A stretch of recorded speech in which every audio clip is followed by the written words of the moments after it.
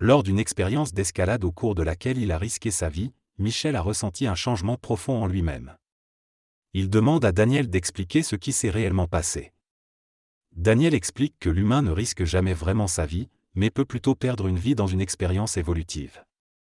Il explique que l'humain est soumis à différentes mécanicités réincarnationnelles et qu'il cherche à retrouver des expériences similaires dans des corps physiques correspondant à ses expériences passées. Il ajoute que l'évolution d'un humain se fait sur environ 7 plans parallèles en même temps. Il explique que les parents et les grands-parents attendent leur progéniture pour les tuer et que cela crée une perturbation dans la stabilité de l'ego. Daniel ajoute que fusionner ces différentes expériences est complexe, mais qu'il est possible de les rejeter. Lorsqu'un individu perd une vie, il perd également une partie de ses structures d'évolution dans un monde parallèle, ce qui peut être avantageux mais aussi nuisible. Cependant, il est possible de digérer ces expériences pour en intégrer les leçons et ainsi réduire le nombre de vies perdues. Cela permet à la vision de la réalité d'être plus stable, plus jeune et de dévoiler une saveur cachée par les autres blocs d'évolution. Perdre une vie ne signifie pas forcément risquer sa propre mort, mais plutôt que certaines parties de notre ego se retirent pour sauver le corps. Lorsque cela se produit, une partie de la stimulation de la vie disparaît, entraînant un vieillissement accéléré. Toutefois, si l'individu reste lucide et digère énergétiquement cette partie qui cherche à partir, cela libère des contraintes d'évolution et permet un rajeunissement psychologique et physique. Lorsque nous intégrons une expérience dans notre vie, cela peut entraîner un changement de perspective et une certaine libération. Cependant, de nos jours, nous prenons rarement des risques réels pour notre vie. Pour digérer les expériences passées, il est important de se fier à la vie et d'être ouvert à l'imprévu. Il ne s'agit pas de prendre des risques délibérés, mais plutôt de laisser plus de place à l'intelligence de la vie pour nous initier à travers des situations inattendues. Ainsi, nous pouvons apprendre et évoluer sans perdre réellement notre vie. L'individu explique qu'il parle de notre propre intelligence, bien que cela ne soit pas connu du point de vue de l'ego. Il mentionne la possibilité de perdre ou de gagner des vies lors de nos expériences. Il raconte une expérience dans la jungle du Guatemala lors de laquelle ils ont été réveillés par un animal inconnu, ce qui n'était pas prévu.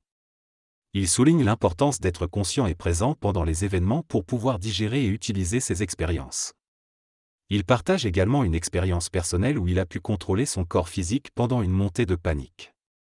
Il conclut en soulignant l'importance d'être conscient de la mécanique des événements pour pouvoir les utiliser pleinement.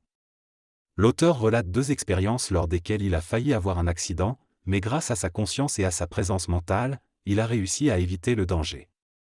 Il explique que lorsque l'on est pleinement conscient dans une expérience, on intègre cette expérience et on en tire des leçons.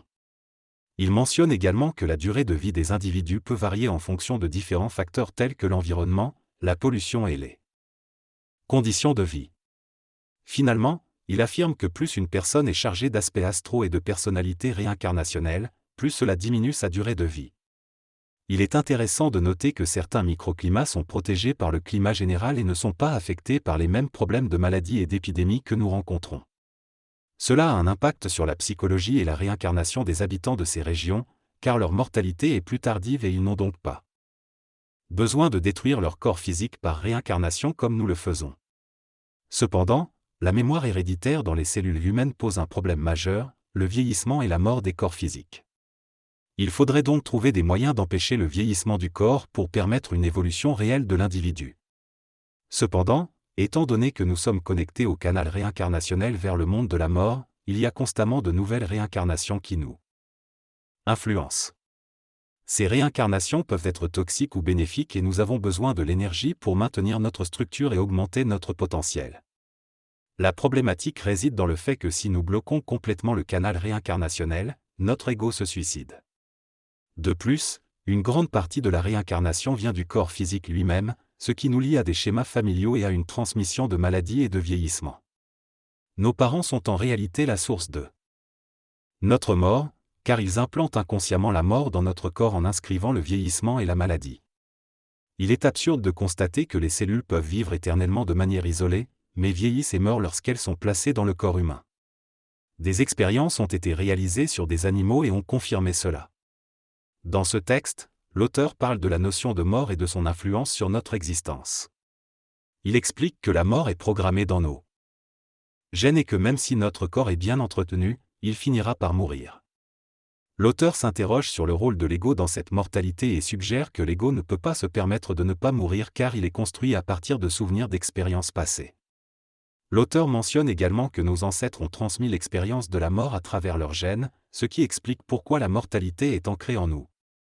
Il explique que les parents transmettent cette expérience de la mort à leurs enfants, même si cela se fait inconsciemment. L'auteur décrit aussi comment le corps change au fil du temps et comment les différentes expériences de nos ancêtres se manifestent à travers nous. Enfin, il souligne que le mental ne vieillit pas, mais que le corps vieillit et se dégrade avec le temps.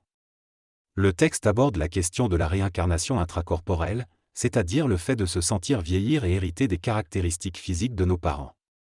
L'auteur explore la possibilité de changer son corps physiquement, en faisant notamment référence au renouvellement des cellules sanguines. Il explique que bien que les globules rouges se renouvellent tous les 7 ans, ce processus ne se fait pas de manière instantanée, mais de façon graduelle. Il suggère que pour véritablement muter son corps, il faudrait se débarrasser de toute trace génétique de ses parents en se mettant au monde. L'auteur propose d'observer les caractéristiques physiques de ses ancêtres mâles et femelles pour déterminer si l'on se désassujettit de la génétique familiale. Il souligne que la mutation doit suffisamment transformer la structure biologique pour se dissocier totalement de la mécanique de ses parents. Il conclut en évoquant la nécessité de tuer ses parents en les digérant symboliquement pour atteindre un état de mutation véritable. Gérer, mais comment ? Il est essentiel d'être conscient de notre présence ici et maintenant, de percevoir le mouvement de notre corps et de connaître notre structure musculaire. En contractant certaines parties musculaires de manière localisée, nous pouvons déplacer notre conscience dans notre corps et impliquer notre mental dans notre physique. Cela permet de modifier notre code cellulaire et de manifester des transformations physiques. Nous pouvons même accélérer le processus de cicatrisation en concentrant notre énergie dans la zone concernée. Cela nécessite un entraînement et une pratique régulière. Cette approche permet également de ralentir le vieillissement et d'atteindre une extension de vie biologique. Il est important d'être pleinement conscient de notre énergie vitale et de pratiquer régulièrement, même si cela signifie prendre le temps de m'emphiser dans toutes nos activités quotidiennes. La fatigue et le manque de repos empêchent l'individu de se connecter à son moi intérieur. La vie ne doit pas simplement passer, mais être vécue pleinement. Pour cela, il est nécessaire de consacrer du temps à la méditation et à la prise de conscience de soi. La pratique régulière de ces techniques permet de transformer la structure cellulaire et repousser le vieillissement, voire même rajeunir. Cependant, la plupart des gens ne pratiquent pas suffisamment pour atteindre cet objectif. Le processus de rajeunissement demande une acceptation profonde de l'idée que l'on peut régresser jusqu'à l'âge de 12 ans, tant physiquement que mentalement.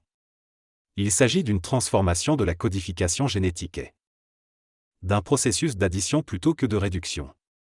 La pratique régulière et la compréhension de ces mécanismes permettent d'explorer les possibilités de rajeunissement et de transformation. Il est question ici de la nécessité de convaincre notre ego qu'il est possible de ne pas vieillir, de ne pas suivre la voie normale du vieillissement.